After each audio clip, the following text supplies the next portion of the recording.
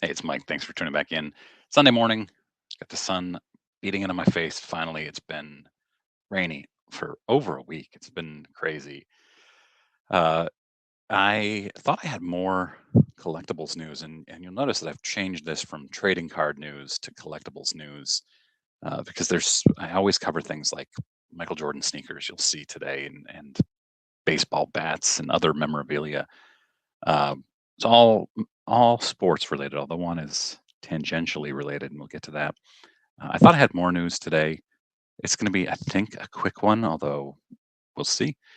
I wanted to address something I always get asked. Why didn't you cover this specific topic that everybody else is covering? And if everybody else is covering it, usually I don't feel the need to cover it. I'm not interested in jumping in and saying the same thing that everybody else is. I'm only going to say something if it's different than what other people are saying, and I'm not going to force myself to say something different than what other people are saying. Also, I am only going to cover things that interest me. So you're not going to see me covering things like fractional, whatever fractional is.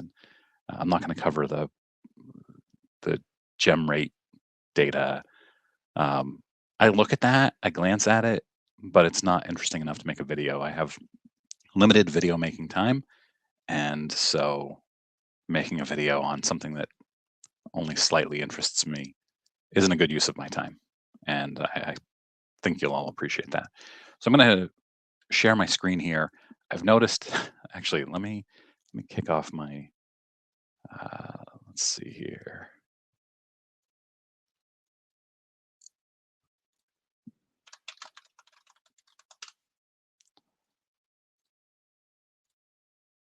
Okay, I'm going to share my screen, and I've noticed that it takes a little bit of time for my screen to share. So bear with it. I don't understand why this happens,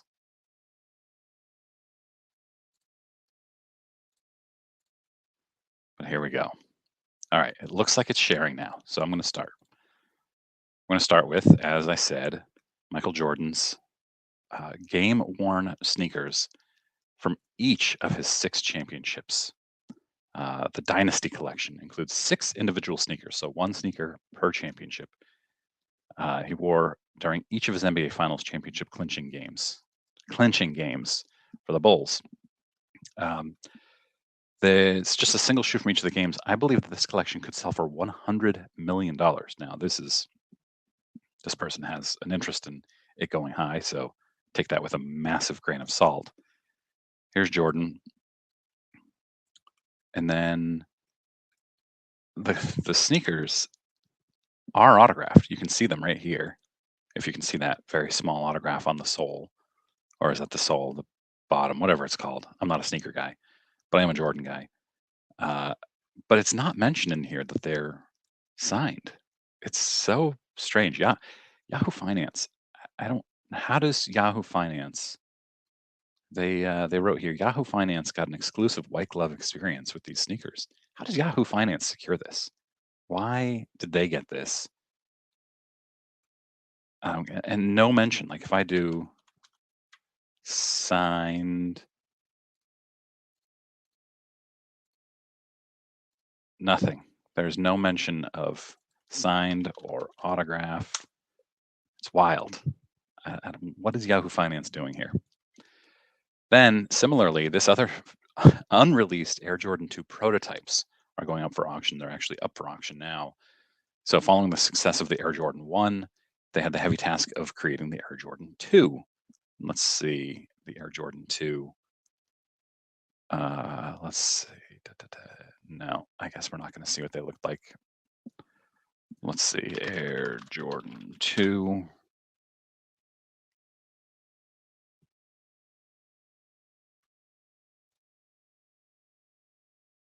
Slow internet today. Here they are, right there. I should have done this before I started. All right, so Air Jordan 2. This is what they originally looked like. They at the time of this, they were for five. Their bidding was at $525. It's now at $1,400, if I remember correctly. 1,300. So pretty neat piece of history. And then this was a weird story. So Iowa, let me remind myself of what happened here. Um, the state of Iowa, oh yeah, abandoned safe deposit boxes. The Iowa's treasurer listed an auction.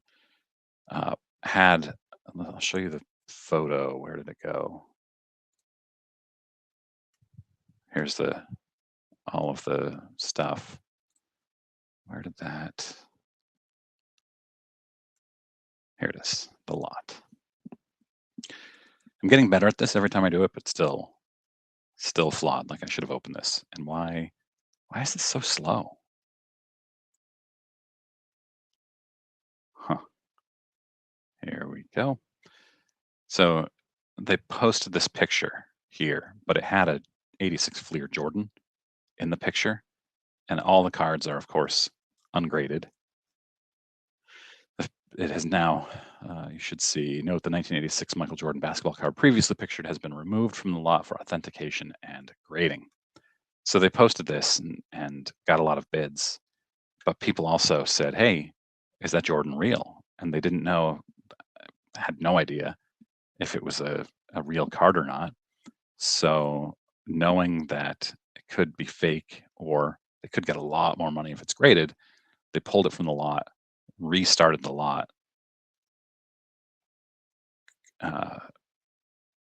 and now the card is with PSA. The funny thing is that the current bid is at $800. I see like $30 or $40 in value there. Oh, there's a bunch of bills. What are these bills? Oh, Jamaican money. Uh-huh. Yeah, these are like $3 cards, $2 cards. I don't know what that Jamaican money is worth, but these cards are, it's like $30 worth of cards, maybe. Huh. Oh, you got wooden nickels. I don't know what any of that stuff is worth.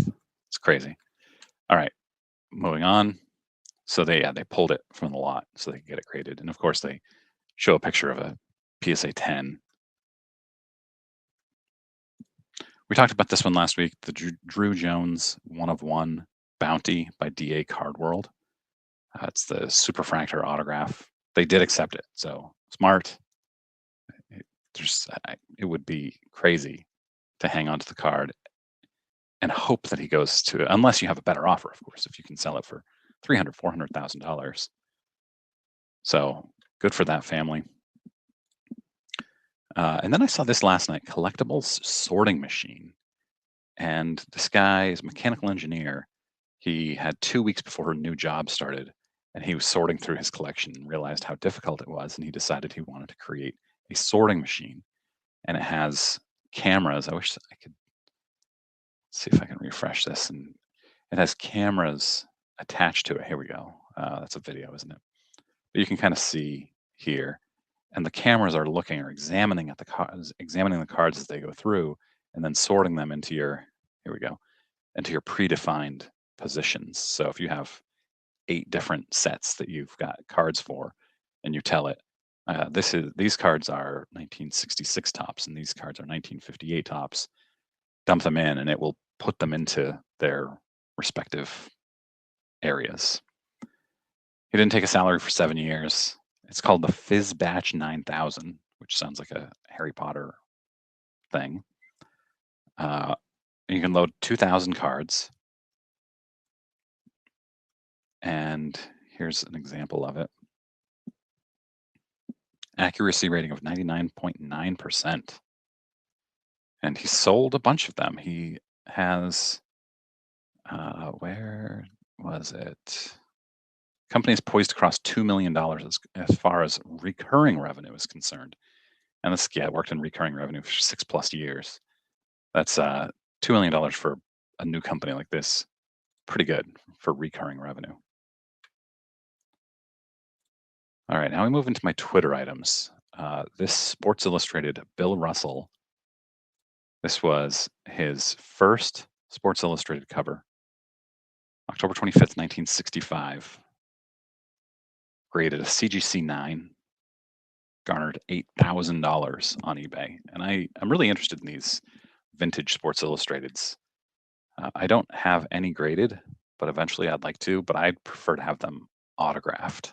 And obviously, I'm never getting a 1965 Bill Russell Sports Illustrated autographed, but yeah, it's just really cool. It's and CGC. I spoke with a guy who's an expert at CGC Sports Illustrated grading, and he said that CGC actually treats autographs as defects. So you've got to get them graded by a different company, probably Beckett, maybe.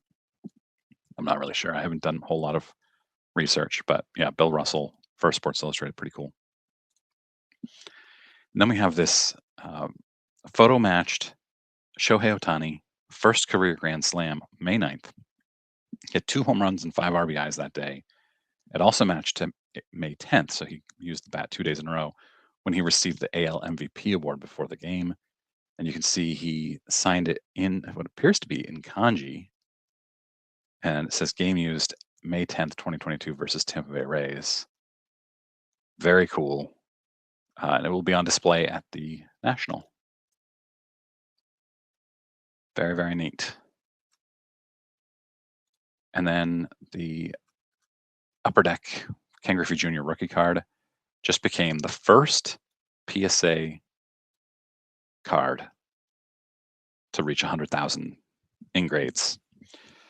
Just over 4% of those copies have earned a PSA 10 grade. So if you want a PSA 10, in theory, you've got to submit 25 Griffies. Of course, it doesn't quite work that way, but so 100,000, first card to reach there. I wish I knew what was the next highest card. It's got to be like a 2019 Zion Williamson Prism or something like that. Maybe a future video. And then we have the Cheers bar, and this is tangentially related to sports, as I said, because Cheers was the bar was owned by Sam Malone, who was a Red Sox pitcher. So tangentially related. The Cheers bar sold for $675,000 in an auction, and the Cheers memorabilia brought in over $800,000. So pretty cool. Pretty cool. I wasn't a big Cheers guy because I was young. My dad watched a ton of Cheers when I was little, but when did Cheers go off the air? Maybe 1990-ish when I was 11. So I was pretty young. I was just starting, and I would watch some repeats of it. But for the most part, it wasn't really my thing. I got into Seinfeld later on in the early to mid 90s. And that was my first big sitcom that I got into that wasn't like TGIF, which I loved as a kid. So that's it for the weekly collectibles news. Let me know what you think about this stuff. What is your favorite one of these? Did I miss any news that you would have liked me to have covered? Here's a quick pickup I had. I'm working on buying cheap Yaz PSA slabs for the PSA set registry. And I got this, I don't even remember what I paid for it, but it was insanely cheap, 5.5. And add this to the registry, and pretty cool. Really happy with that. All right, everybody. Thanks very much for watching. Hope you have a great Sunday.